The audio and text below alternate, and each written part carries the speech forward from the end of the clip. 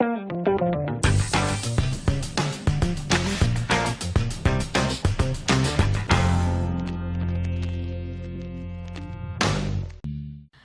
Niger, pays d'élevage par excellence, avec plus de la moitié de la population qui pratique cette activité.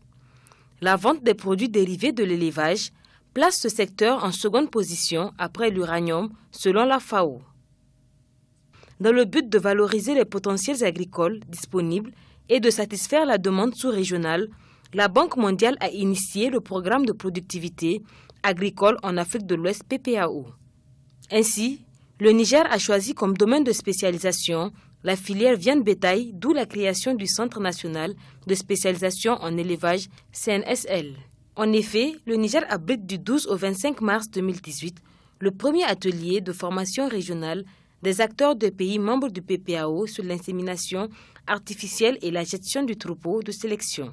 Étaient présents à cette formation le Nigeria, la Gambie, le Libéria, le Ghana, le Sénégal, le Mali, le Niger, le Tchad, le Bénin, le Burkina Faso, la Côte d'Ivoire, la Guinée, le Togo et la Sierra Leone. Agri-Challenge. C'est une formation qui va dans le sens de donner au Centre national de spécialisation tout son label. Et le label qui lui permet d'évoluer de centre de spécialisation en centre d'excellence.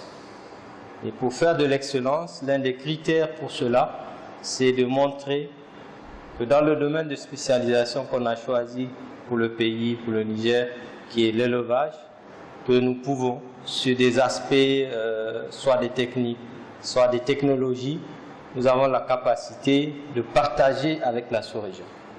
En ce sens que nous maîtrisons les technologies, nous pouvons donc former les acteurs de la sous-région à ce que quand ils repartent chez eux, ils puissent poursuivre le développement de ces technologies, mais également pouvoir aider le producteur qui souhaite utiliser ces technologies. Donc en gros, c'est une formation technique sur la méthodologie, sur la technique de l'insémination artificielle, mais également c'est une formation de partage pour faire connaître aussi ce que nous faisons au niveau de la sous-région en termes de développement de l'élevage. L'insémination artificielle permet d'améliorer les races locales tout en conservant les caractères d'origine ou sur le croisement avec des races exotiques plus performantes par importation des semences congelées. Cette pratique permet de diminuer les périodes improductives. Alors l'insémination artificielle, c'est une technique de reproduction qui consiste à déposer la semence de mâle qui a été préalablement collectée et conditionnée dans les voies génitales de la femelle animale et à un endroit idéal au moment opportun afin d'espérer une fécondation sans qu'il y ait contact avec le mâle. Alors l'insémination artificielle a plusieurs avantages, beaucoup. Le premier avantage, donc, ça permet de faire aussi de la conservation génétique. On a des races qui sont en disparition, en voie de disparition ou qui sont menacées. Eh bien, ça permet de collecter et de conserver leur sperme et de pouvoir l'utiliser ultérieurement, de pouvoir donc diffuser, de pouvoir inséminer des femelles et repeupler. Donc, c'est ce qu'on appelle la cryoconservation. Ça, c'est un premier avantage. Le deuxième avantage, il est génétique. Ça permet donc de diffuser le matériel génétique d'un taureau performant connu à grande échelle dans le temps et dans l'espace. Dans le temps, parce qu'on peut conserver de la semence pendant 15-20 ans et l'utiliser ultérieurement. Et dans l'espace, vous voyez, on peut collecter de la semence à Toukounous et aller inséminer à Agadez, aller inséminer dans tous les coins du monde.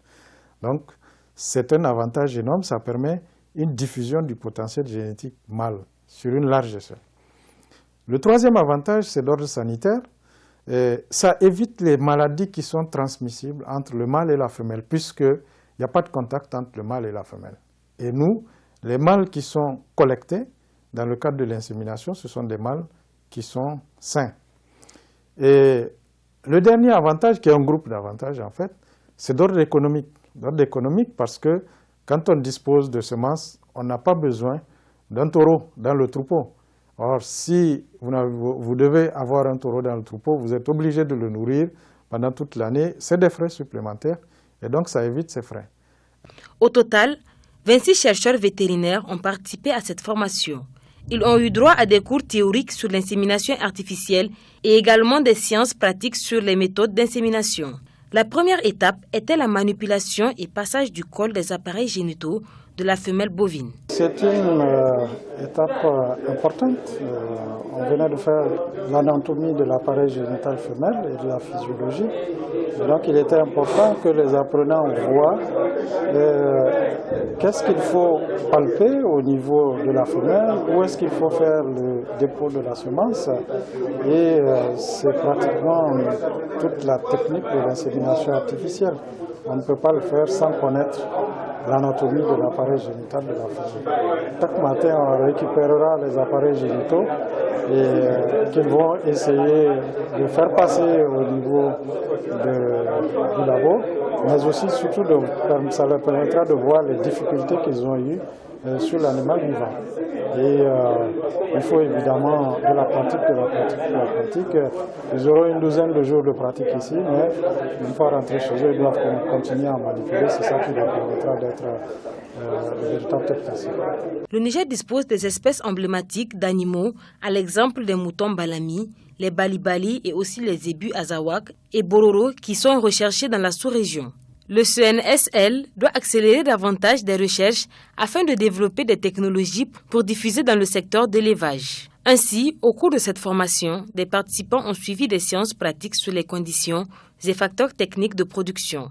Ils ont également suivi des séances de synchronisation des chaleurs en insémination artificielle pour les races bovines. On est venu avec les stagiaires, les apprenants, pour suivre un processus d'induction de chaleur. C'est une seconde étape d'injection d'un produit qui permettra aux femelles de venir en ostrus.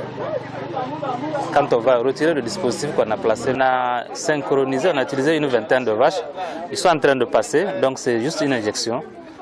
Et actuellement, nous sommes en train de faire une formation pratique en insémination artificielle. Il s'agit de synchronisation des chaleurs en pratique. Le Sénégal a toujours fait l'insémination artificielle avec les races étrangères et je pense que ça sera une occasion pour nous de l'appliquer une fois rentré au Sénégal. Le Niger, c'est un grand pays d'élevage, donc j'ai vu quand même qu'il y a des races très intéressantes telles que l'Azawak, le Goudali, qui sont vraiment des races laitières qui peuvent donner jusqu'à 7 litres de lait. Et je pense que c'est très très important. Et je pense aussi que c'est important de pouvoir conserver ces races-là aussi.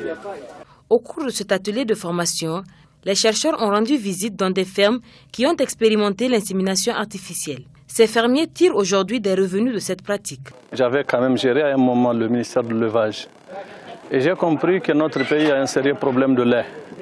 Malgré l'effectif des bovins que nous avons, le lait est insuffisant. Donc c'est pour cela que j'avais réfléchi à l'époque. J'avais voyagé, demandé des experts, constaté ce que les autres pays ont fait.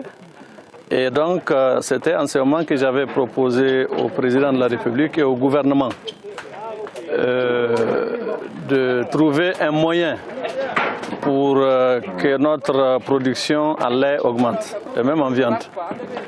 Alors, la solution qu'on avait trouvée à l'époque était l'insémination artificielle. On avait décidé de croiser nos races locales, bovines, aux races exotiques.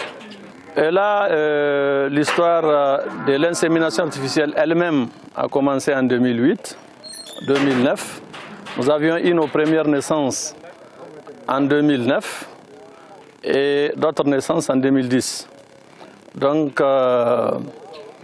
on avait compris que la recherche était concluante parce que nos animaux, n'est-ce pas, nigériens de Toukounous étaient des animaux qui étaient entre 7 et 10 litres ou 12. Et là, dans le salon de l'agriculture de l'année dernière, nous avions exposé des vaches qui faisaient jusqu'à 23-25 litres jour en retraite. Ça veut dire quoi? Ça veut dire que ces animaux aujourd'hui sont très différents des animaux dont nous disposons Et nous pensons que le Niger, mais aussi la sous-région et toute l'Afrique, ferait bien de continuer ce travail d'insémination artificielle, de croisement des races, parce que la production à lait est aujourd'hui testée. Avec un nombre réduit d'animaux, nous pouvons disposer d'une quantité de lait assez importante. Alors, en recevant les chercheurs de la sous-région en insémination artificielle, mon impression est que la sous-région est en train d'avancer en matière de production laitière et même de viande, en élevage de manière générale. Ce qui nous avait déjà mis en retard, c'est de ne pas penser, n'est-ce pas, beaucoup à la science, beaucoup au croisement de races, et c'est ce qui fait aujourd'hui. Nous avons plusieurs nationalités ici, nous avons pratiquement une importante partie de l'Afrique de l'Ouest, et nous pensons que les efforts de ces chercheurs conjugués apporteraient un plus à la sous-région. Pour le moment, j'ai 6 naissances et ils viennent de tester une dizaine de vaches inséminées. 5 sont positives, ça veut dire qu'après leur mise en bas, on aura une petite dizaine de vaches inséminées, théoriquement très productrices de lait. J'ai dit, il y a 6 mises bas de ce métissage. Donc je renforce, je cherche une bonne dizaine de femelles, je les conserve, on les alimente bien et on va chercher ce haut rendement de lait, parce que j'ai vu certains qui ont 22 litres de lait jour par vache. La moyenne, c'est moins d'1 litre pour ça, dans les conditions difficiles d'alimentation. Parce que ça va contribuer forcément à renforcer la sécurité alimentaire, surtout dans le volet laitier. Vous voyez, nous sommes un grand pays d'élevage, mais l'essentiel du lait nous vient d'ailleurs. Donc, si cette technique marche et que les gens s'organisent, on pourra limiter la facture de l'achat du lait à l'extérieur. Agri-Challenge. Après les séances pratiques à Niamey, les participants à l'atelier de formation sur l'insémination artificielle et la gestion des troupeaux de sélection ont visité la station Toukounous située à 200 km de Niamey au nord de Filangué. Au niveau de la station de Toukounous se fait généralement la collecte, le contrôle, le conditionnement de la semence avant de passer à l'insémination avec les semences collectées. La station de Toukounous, c'est notre base de pratique. Le centre d'insémination artificielle de la faculté d'agronomie est installé au niveau de la station de Toukounous. Nous avons fait ce choix parce que notre centre, dans un premier temps, a voulu promouvoir nos races locales. Et là où nous avons les animaux en quantité suffisante et que nous pouvons manipuler comme nous voulons, c'est la station de Toukounous, et où aussi on a des animaux performance qui ont été sélectionnés. Or, pour diffuser la semence d'animaux, il faudrait s'assurer que ces animaux sont performants. C'est pour ça que nous avons installé notre centre ici. Et nous pensons que, comme vous le constatez vous-même, c'est un cadre idéal pour la pratique parce que nous avons les animaux que nous pouvons manipuler comme nous voulons. Et donc, c'est pour ça que, après avoir manipulé à l'abattoir sur des animaux qui sont destinés à l'abattage, nous nous sommes dit, nous les amenons pour pratiquer ici sur des animaux. Et après, nous allons évaluer la réussite de leur pratique plus tard. Afin de développer la production animale, l'utilisation de l'insémination artificielle est la méthode la plus favorable. Elle vise à planifier, contrôler et programmer les étapes de reproduction à des moments favorables pour l'éleveur. Au cours de cet atelier, les participants ont appris les différentes méthodes d'insémination artificielle. Les différentes étapes de tout ce processus-là, vous avez vu la collecte avec des jeunes taurions à Zawak, qui ont été sélectionnés il y a quelques 2 ou 3 mois. Nous les avons sélectionnés sur la base de la production de lait de leur mère. Donc c'est le critère principal de la sélection de ces jeunes taurions-là. Ce sont des taurions dont les mères sont des élites. D'après la station, les élites sont les mères dont la production de lait est supérieure à 1400-1500 kg par lactation. Donc c'est le critère principal de leur sélection. Donc après le choix, nous avons vérifié leur aplomb, leur état physique. Donc sur le plan physique, ce sont des animaux qui sont bien portants, qui sont normaux, ils ne sont pas kiltochides. Les appelants, ils sont en mesure de faire un saut normalement pour sauter sur les femelles. Donc tout est normal. Et puis sur le plan sanitaire, ils suivent le schéma sanitaire de la station, donc ils sont en bon état. Donc ils n'ont aucun problème de santé sur tous les plans. Alors après avoir obtenu la semence, le sperme passe au laboratoire, on prend la semence et on passe à l'analyse de la qualité de la semence. Donc cette analyse consiste à voir un peu la motilité massale, c'est le terme technique. La motilité massale, c'est le premier indicateur de la qualité de la semence, voir si la semence est en bon état. On évalue ça. Ensuite, on détermine également la concentration du sperme, c'est-à-dire le nombre de spermatozoïdes qu'on peut trouver par millilitre. Ça aussi, on évalue ça avec ce matériel-là qui nous donne la concentration du sperme. Ensuite, après cette concentration, on cherche à voir ce qu'on appelle la motilité progressive. On fait une bonne dilution pour voir individuellement les spermatozoïdes, comment ça bouge sous le microscope. On fait une estimation subjective de la mobilité des spermatozoïdes. Donc après cette évaluation de la qualité, de la concentration sur le plan quantitatif et sur le plan qualitatif de la qualité de la semence, on détermine le volume de dilueur qu'il faut ajouter à la semence collectée là. Le volume de dilueur qu'il faut ajouter, parce qu'il faut faire une dilution. Il y a un liquide qu'il faut ajouter au sperme collecté là pour que les cellules restent en vie. Sinon, avec leur métabolisme là, elles ne vont pas rester longtemps en vie. Mais avec le dilueur contient tout. Il y a des antibiotiques, il y a des nutriments également. Donc les cellules vont trouver un milieu favorable pour leur survie et toutes les conditions sont réunies pour leur survie. Donc on va chercher le volume de dilueur qu'il faut ajouter à la semence pour pouvoir avoir le nombre de doses. Donc, par les calculs, on va déterminer le nombre de doses, étant entendu que dans chaque dose, c'est-à-dire par paillette, nous allons mettre 20 millions de spermatozoïdes mobiles dans une paillette. C'est ça la dose. Donc, on répartit le sperme dilué tout de suite avec une machine que vous avez vue tout à l'heure là, une machine de mise en paillettes, qu'on appelle mise en paillettes. Donc la semence est distribuée dans les paillettes. Donc dans chaque paillette, le sperme va passer et la paillette va être soudée. Une fois que la semence est distribuée dans les paillettes, on va laisser les paillettes sous la table réfrigérée que vous avez vue. C'est une table réfrigérée qui est à 4 degrés. Donc on va laisser les paillettes là à 4 degrés pendant 3 heures jusqu'à 4 heures de temps. Donc le temps jusqu'à 4 heures, même 5 heures de temps, le temps qu'il y ait un équilibre entre le dilueur et les spermatozoïdes, un équilibre. Donc après ce temps, les paillettes vont passer à la congélation. Alors si la congélation est terminée, maintenant, il faut sortir les paillettes congelées, les mettre dans de l'azote liquide. Parce que l'important, c'est de maintenir les paillettes dans l'azote liquide. Agri-Challenge.